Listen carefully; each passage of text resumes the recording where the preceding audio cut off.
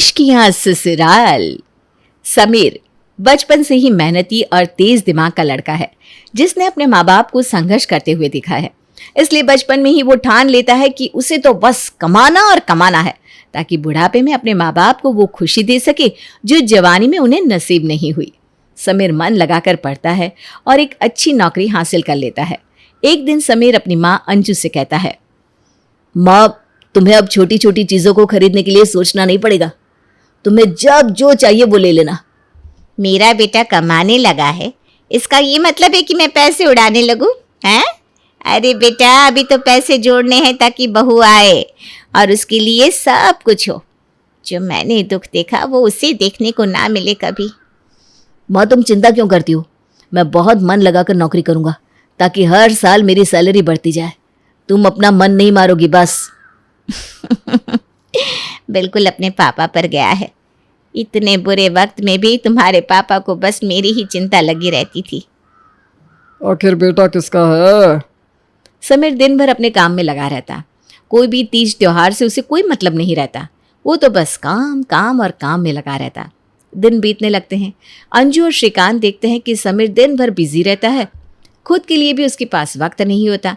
तभी एक पड़ोसन उनसे कहती है, क्या बात है अंजू भाभी, बेटे की शादी की मिठाई कब खिला रही हो? अब तो सब कुछ अच्छा हो गया है, अपना घर भी खरीद ली हो, गाड़ी घोड़े सब है। अब तो घर में बहू ले आओ। अब तो तुम्हारे घर कोई भी बाप अपनी बेटी देने में सोचेगा नहीं। लेकिन जो भी कहो, समीर हमारा है बहुत होशियार। हाँ वो तो है, तुम दोनों ठीक ही कह रही हो। अब समीर की शादी का वक्त आ गया है, लेकिन कोई अच्छी लड़की मिलना इस जमाने में सुई में धागे पिरोने के बराबर है। तुम ऐसा क्यों सोचती हो? भगवान ने सबके लिए कोई ना कोई बनाया है। हमारे समीर के लिए भी कोई लड़की होगी ही। हाँ भाई साहब, मेरी अगर बेटी होती तो मैं समीर की शादी उससे ही करवा देती।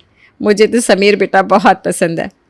श्रीकांत और अंजू उसी रात समीर से उसकी शादी की बात करते हैं। बेटा, आजकल का ज़माना थोड़ा अलग है। मैं सोच रहा था कि तेरे लिए कोई लड़की देखने से पहले तुझसे पूछ लूँ। आजकल सबकी अपनी अपनी पसंद होती है।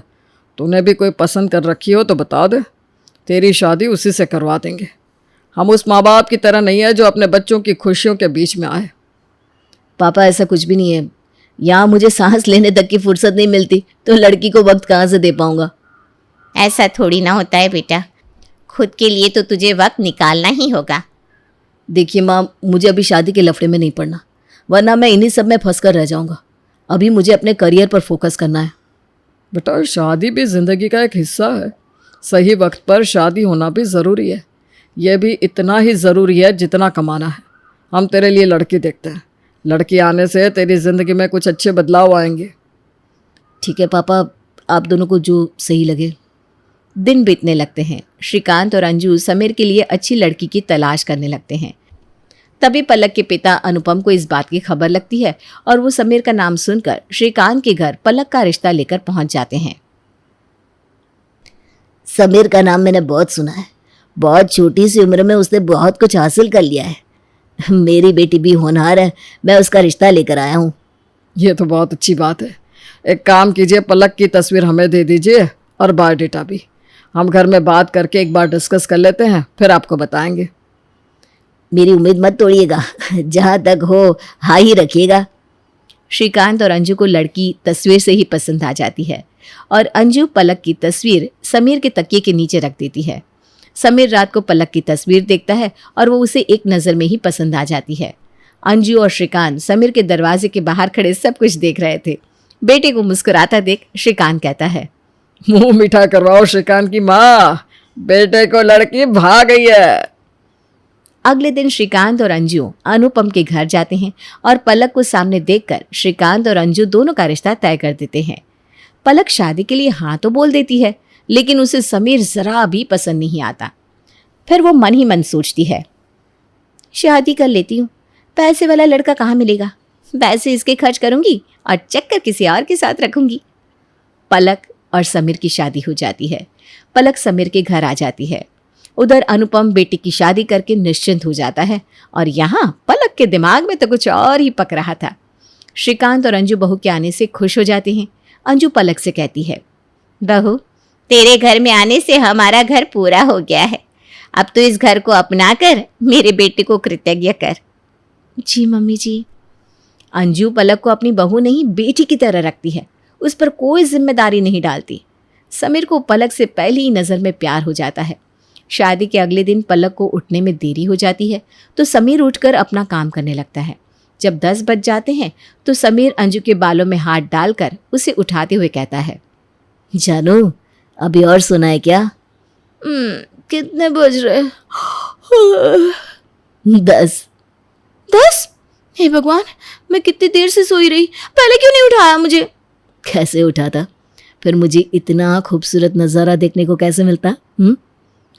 पलक झट से बेड से उठकर नहाकर अंजू और श्रीकांत के पैर छूती है और धीरे से कहती है, मम्मी जी बहुत देर कर दी मैंने, लेकिन मैं अभी फटाफट नाश्ता बना देती हूँ। अरे नहीं बहू, कोई बात नहीं, नाश्ता मैंने बना लिया है। तू और समीर बस नाश्ता कर लो। हाँ ठीक है मम्मी जी। पलक अपना और समीर का नाश्ता लेकर कमरे में चली जाती है और साथ में दोनों खाते हैं। तभी खाते खाते समीर कहता है, देखो मेरे पास ना ज़्यादा वक्त नहीं होता पलक, लेकिन मैं तुमसे वादा करता हूँ जिंदगी की कोई भी कमी मैं तुम्हें नहीं होने दूंगा। मुझे पता है, आप उसकी चिंता मत करो, आप बस अपने काम पर ध्यान दो। मैंने अभी ऑफिस से 10 दिन की छुट्टी ले रखी है, तुम पैकिंग कर लो, हम लोग लक्षद्वीप जा रहे हैं।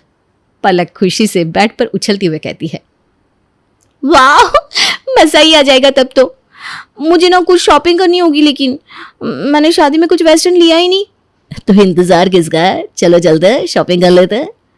पलक को एक रानी की तरह ट्रीटमेंट मिलती है समीर के घर में। कोई भी उसे किसी भी चीज़ के लिए मना या रोक टोक नहीं करता। पलक और समीर को एक साथ बाजार जाते देख अंजू भी खुश होती है। अपनी बेटी का घर बस जाए और क्या चाहिए हमें। समीर दिन भर काम में डूबा रहता है और उसके चेहरे पर 12 बजे रहते हैं। पलक के आने से कम उसके चेहरे पर रौनक तो लौट आई। सही कहा समीर की माँ। शॉपिंग करके दोनों घर आते हैं, फिर रात की फ्लाइट से घूमने निकल जाते हैं। 10 दिन पलक बहुत एंजॉय करती है। पलक को बस घूमने फिरने और लुटाने से मतलब है। लेकिन समीर भावनाओं से पलक से जुड़ जाता है। पलक तुम्हें किसी चीज़ की ज़रूरत हो तो बोलना। मैंने कभी किसी लड़की को घुमाया फिराया नहीं है तो मुझे उतना आइडिया नहीं है, तुम खुद ही बोल देना। नहीं तो ये लो मेरा क्रेडिट कार्ड, जो भी चाहिए तुम इससे ले लेना। वैसे तुम्हारे सारे पैसों पर मेरा ही हक बनता है जनाब। हाँ बिल्कुल। घूम फिर कर दोनों वापस घर आते हैं। समीर फिर से अपने काम में लग जाता है। पलक को तो घूमने फिरने की आदत होती है। एक हफ्ते बाद पलक समीर से कहती है, समीर मुझे मूवी जाना है, तुम घर जल्दी आ जाओ। जानो अभी तो मेरी बहुत इंपॉर्टेंट मीटिंग है, मैं तुम्हारे साथ नहीं जा पाऊंगा। तुम अकेली चली जाओ या फिर अपनी किसी सहेली के साथ चली जाओ। ऐसा नहीं होता है, अभी इस वक्त तो सब अपने पतियों के साथ रहेंगे, वो थोड़ी ना मेरे साथ जाएंगे। मुझे कुछ नहीं पता, तुम आ रहे हो बस। जानू बात को समझो, मैं नहीं आ सकता। मैं एक काम करता हूँ, अपने एक एम्प्लॉय को तुम्हारे साथ भेज देता हूँ, तुम उसके साथ चले जाओ। ठीक है। पलक तैयार होने लगती है। हे भगवान, एम्प्लॉय तो स्मार्ट सा भेजना, मेरे पति की तरह कोई लुक्खा सा ना हो। उधर समीर अपने एक एम्प्लॉय विवेक से कहता है, विवेक ये ले मेरे कार की चाबी और अपनी भाभी को लेकर जा मूवी।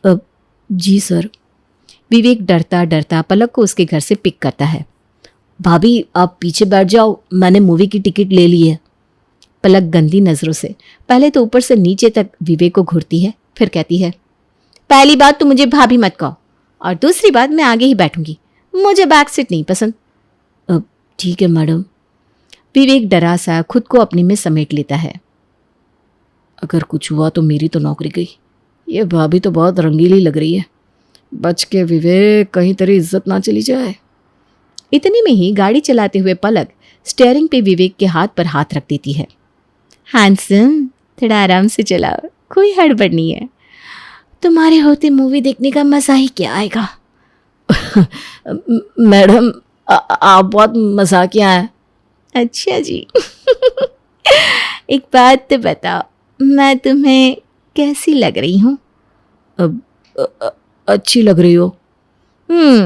तुम मेरी खुलकर तारीफ कर दोगी तो मैं तुम्हारे सर से नहीं बोलूँगी। तुम ऐसा नहीं सोच रहे हो ना कि मुझ जैसी सुंदर हॉट लड़की तुम्हारे सर को कैसे मिल गई? नहीं नहीं मैडम, मैं ऐसा क्यों सोचूंगा, मैं ऐसा सोच ही नहीं सकता। बाबा इतना डरो मत, मैं तुम्हारे बॉस की तरह नहीं हूँ, उन्हें किसी भी बात की कोई खबर नहीं होने दूंगी। पलक मूवी ना जाकर एक सुनसान रास्ते में गाड़ी रुकवा देती है।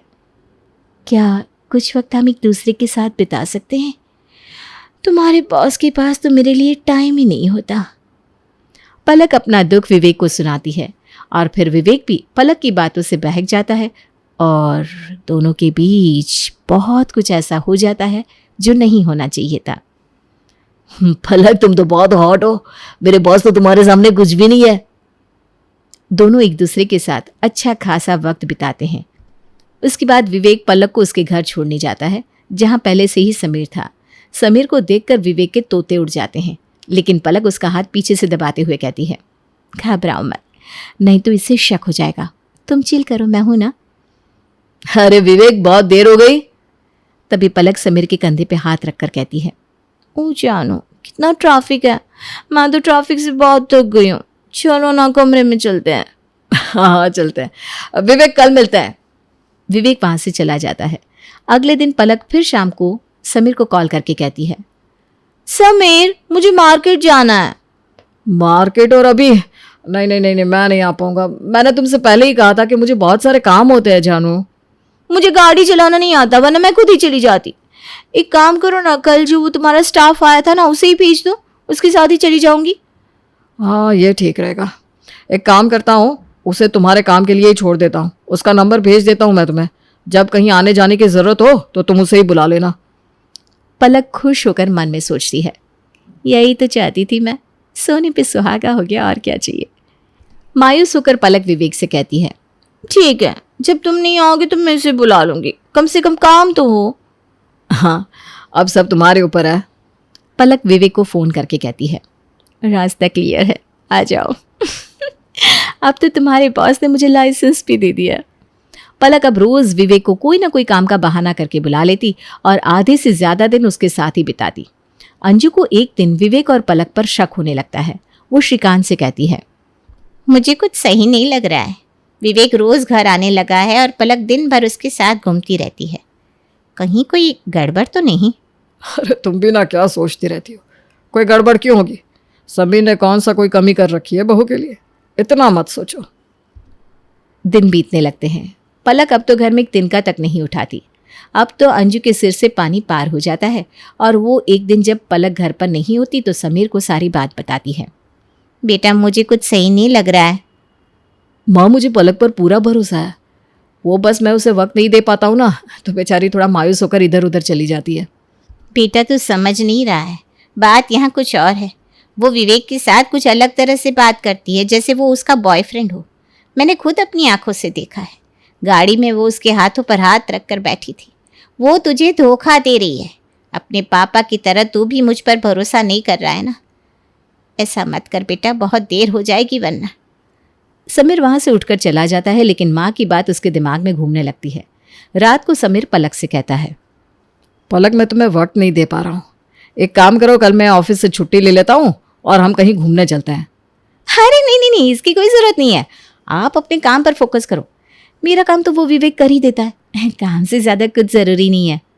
थैंक यू पलक, तुम समझती हो इन सबको।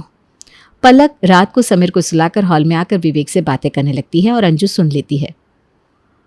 विवेक क्या बताओ, वो समीर ना एकदम गधा सा है, कुछ समझ में ही नहीं आता उसे कि हम दोनों उसे बेवकूफ़ बना रहे हैं। बॉस को कम मत समझो, वो बहुत तेज है, बस उनकी नज़र अभी तक तुम पर पड़ी नहीं है। अरे कुछ नहीं बिगाड़ सकते तुम्हारे पास मेरा। कल शाम को कहीं चला जाए क्या? डिज्नीलैंड खुला है, वहाँ चलते हैं। ठीक है, तो कल शाम को मिलते हैं। लव यू जानू। सर वो मुझे मैडम ने बुलाया है, क्या मैं जा सकता हूँ अभी?